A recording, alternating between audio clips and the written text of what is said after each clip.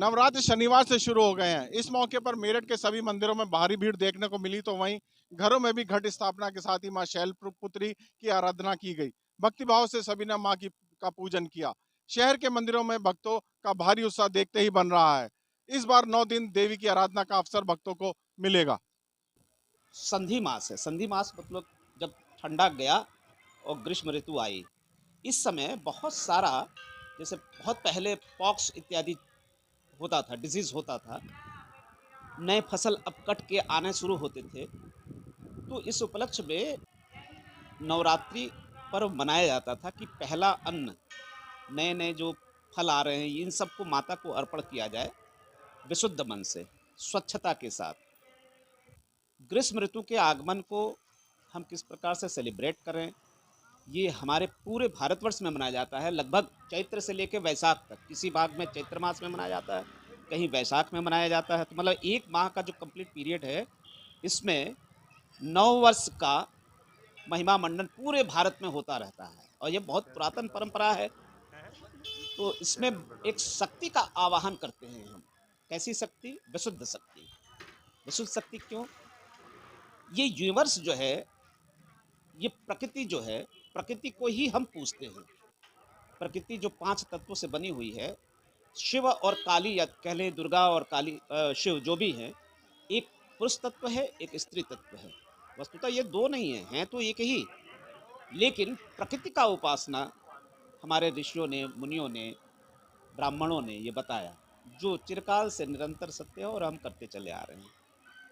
तो शक्ति ही सब कुछ है। अप्रत्यक्ष शक्ति हमें संचालित करती है, अप्रत्यक्ष शक्ति हमें भोजन प्रदान करती है, शरीर में रक्त संचार होता है, पुष्टि मिलती है, तुष्टि मिलती है, आनंद की प्राप्ति होती है और हम अपनी जीवन यात्रा में चल पड़ते हैं।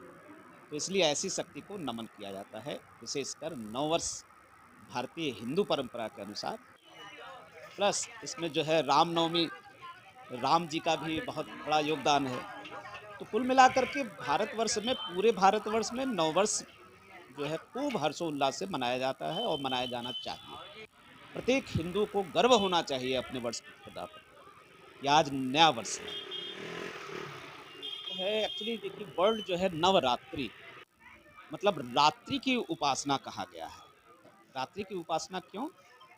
क्योंकि हम एकांत में जब जाते हैं और उस शक्ति का आवाहन करते हैं, तो इससे सबसे पहला हमारा अपना आत्मा का उत्थान होता है। आत्म उत्थान की स्थिति के लिए हम 9 रात्रि तक उपासना करते हैं, तपस्या करते हैं, व्रत लेते हैं कि हमें सत्य पथ पर चलना है, शुद्ध पथ पर चलना है, राष्ट्र के लिए सोचना है।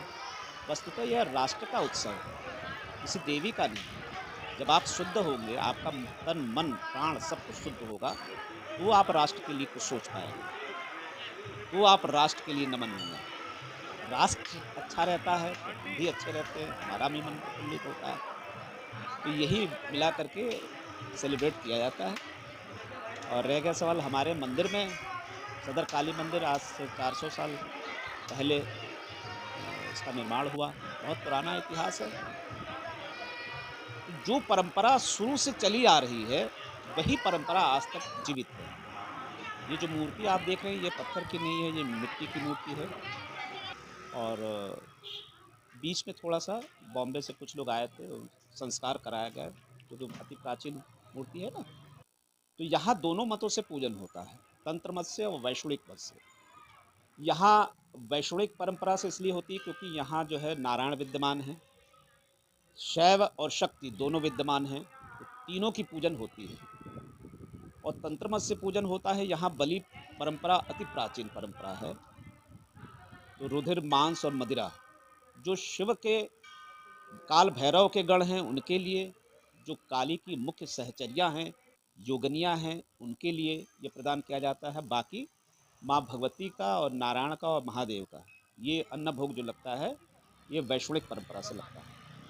में से एक आप देखेंगे, अगर विजुलाइज करें, तो माँ में एक अजीब सी जाज्वल्यमान स्थिति प्रकट होने लगती है। उनके नेत्रों से, उनके आबोहवा ऐसी बनने लगती है और भक्तों की भीड़ पता नहीं कहाँ से, दूर दिगंत से उमड़ सी पड़ती है।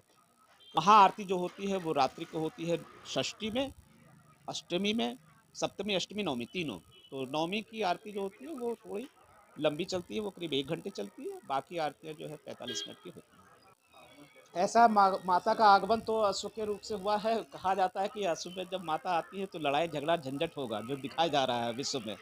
चारों तरफ जो है एक उन्माद सी स्थिति है, लेकिन वस्तुतः जो है ठीक रहेगा। पूरा साल थोड़ा सा होगा, टसल है, लेकिन जो है ठीक रहेगा, शांतिपूर्ण स्थिति रहेगी। और प्रे हम लोग जो करते हैं माता के लिए, माता के पास कि माता सर्वे भवन्तु सुखिनः, सर्वे सन्तु निरामया, सर्वे भद्राणि पश्यन्तु माँ कश्चित् दुर्भवः। यही है परंपरा कि पूजन के बाद ब्राह्मण यही चाहता है कि विश्व का कल्याण हो, आत्मा का कल्याण हो, समाज का कल्याण हो, परिवेश का कल्याण हो, सब शुद्ध रहें, सब सत्य पथ पर चलें, भ्रष्टाचार बंद हो, तभी हमारा राष्ट्र उन्नति करेगा। जय माता दी।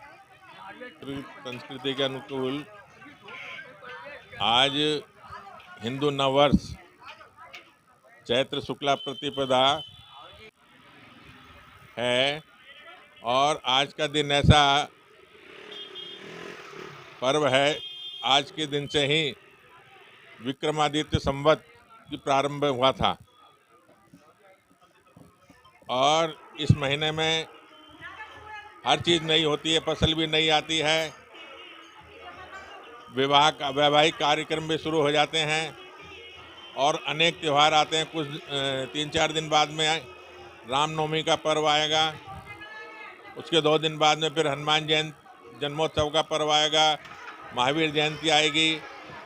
कुल मिलाकर के ये नववर्ष जो है हिंदुओं के लिए बहुत ही महत्व। नवरात्र पर देवी पूजन के लिए भक्तों में भारी उत्साह है। धार्मिक मान्यता के अनुसार नत संवत्सर का शुभारंभ भी इसी दिन से होता है। अन्य मान्यता के अनुसार दुर्गा माता का जन्मदिन भी चैत्र प्रतिपदा यानी पहले नवरात्र पर ही हुआ था। आज 2 अप्रैल शनिवार को आरंभ हुए नत संवत्सर पर देवी अश्व पर सवार होकर आ रही हैं। यह मध्यम फल देने वाला है। नवरात्र के प्रथम दिन अमृत सिद्ध योग है। मेरठ से राजीव शर्मा, क्रांच संसार न्यूज।